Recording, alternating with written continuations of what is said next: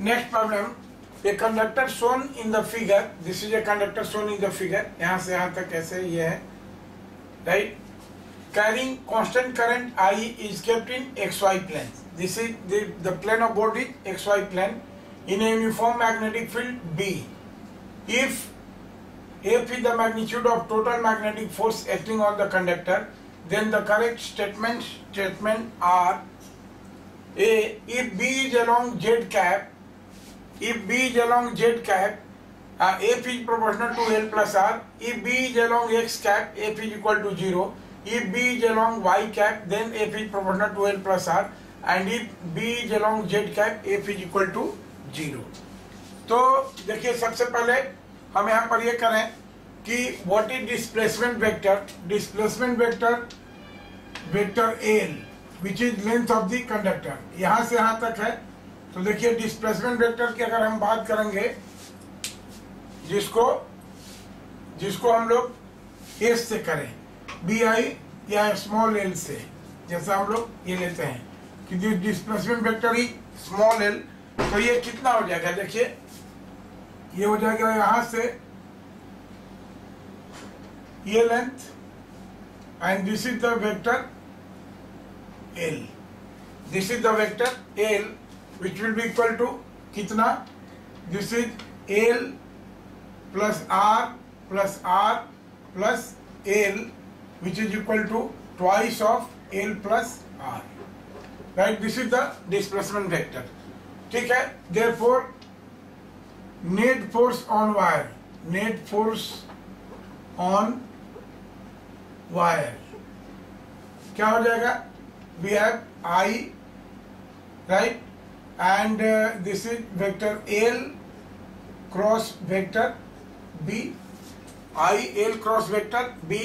अब अगर मान लेते हैं कि this is x axis board का, ये y axis, और आउटसाइड द बोर्ड ये वाला जो है this is z axis, outside the board is z axis, right? तो I L cross B. अब क्या हो जाएगा? पहला condition, if B is along Z axis, मतलब परपेंडिकुलर हो गया इसके, B is along Z axis, तो उस केस में F क्या हो जाएगा? This will be equal to net force on wire. तो A फर्स्ट ऑप्शन में क्या हो जाएगा? B is along Z axis, आपका जो magnetic field along Z axis है इस पर परपेंडिकुलर होगा, तो ये क्या हो जाएगा? This will give F is equal to I का वैल्यू है कैपिटल आई, ये फॉर्मूला लिया था मैं, दिस इज कैपिटल आई, और वेक्टर एल कितना है? This is 2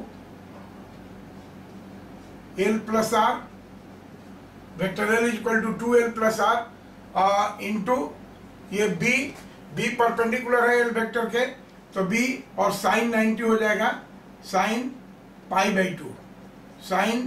by two which is equal to 1.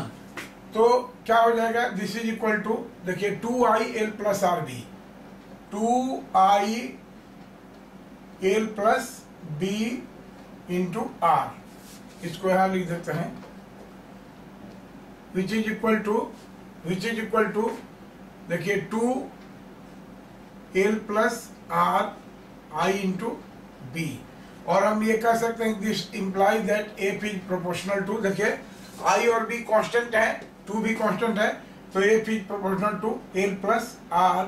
Therefore क्या हो गया? Option A is correct. ये जो ऑप्शन ए है this is the correct one, right? B की बात करें, B is along X axis, if B is along X axis, अगर B मैग्नेटिक फील्ड का ही डायरेक्शन हो, बी ऑप्शन की हम बात करें कि F क्या हो जाएगा?